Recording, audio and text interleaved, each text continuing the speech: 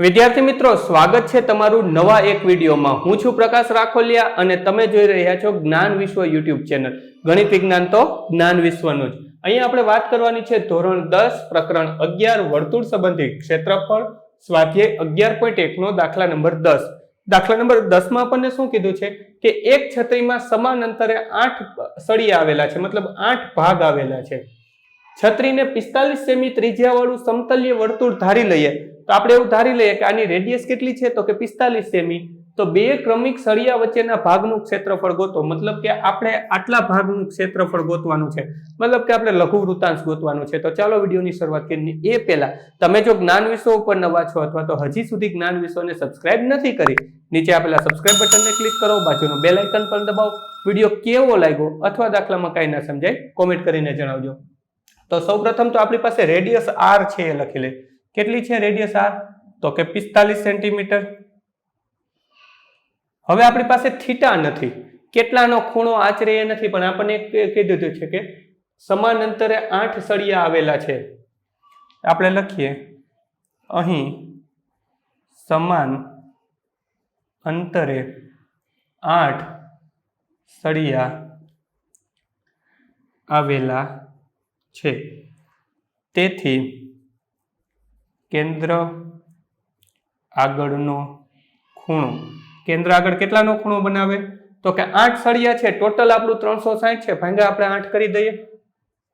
360 ભાંગા 8, 45 8 360, તો આપણે અહીંયા કરી દઈએ 45 8 360, 45 8 8 કેન્સલ, તો આપણને જવાબ આવ્યો થીટા બરાબર આપણને કેટલો મળ્યો તો કે 45 અંશ। તો હવે અહીંયા આપણી પાસે થીટા પણ મળી ગયો, તો આપણે અહીંયા લખીએ તેથી r બરાબર કેટલો હતો તો કે 45 અને થીટા પણ આપણને કેટલો મળ્યો અને થીટા પણ મળ્યો આપણને 45। તો આપણે લખીએ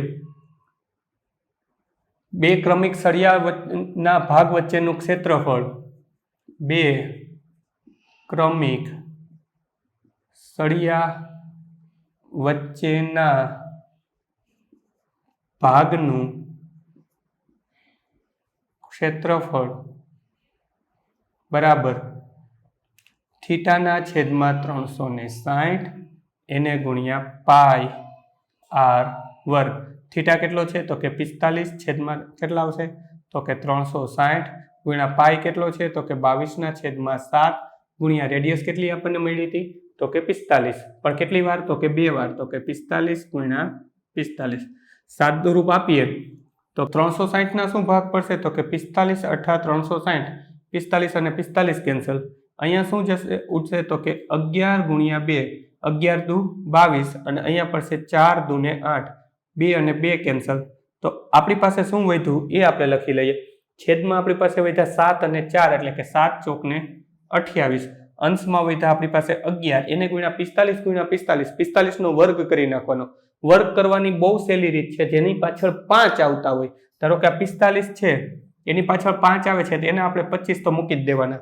પછી આ કેટલા છે તો કે 4, 4 ને પછીની સંખ્યા કેટલી તો કે 5, બે નો ગુણાકાર કરી નાખો, 4 ગુણ્યા 5 4 પંચા 20, તો આનો થઈ ગયો 2025, 2025 2025 ગુણ્યા 11 કરી દઈએ તો કે 2025 એને ગુણ્યા 11, એકમ દશકની શૂન્ય, એક સાથે ગુણાકાર તો જવાબ તો 2025 આવશે ને અહીંયા એક સાથે ગુણાકાર તો જવાબ 2025 આવશે। 5 5 ને 2 7, 2 ના 2 2 ના 2 2 ના 2, તો જવાબ આવ્યો 22,275, 22,275 છેદમાં 28।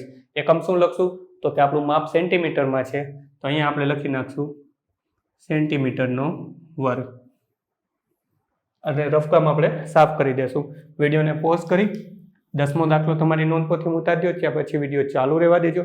10મા પછી 11મો દાખલો ફોટોની લિંક સ્વરૂપે નીચે ડિસ્ક્રિપ્શનમાં આપી દે, સાથે સાથે સ્વાધ્યાયના બધા જ દાખલા, ઉદાહરણ અને થિયરીના દાખલાની લિંક પણ ડિસ્ક્રિપ્શનમાં આપી છે, તો ત્યાંથી તમે જોઈ શકશો।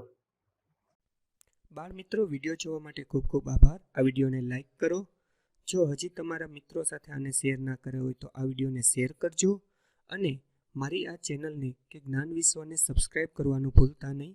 ચોક્કસથી આ ચેનલને તમે સબસ્ક્રાઇબ કરજો। Thanks for watching. ફરી મળશું બીજા વિડીયોમાં।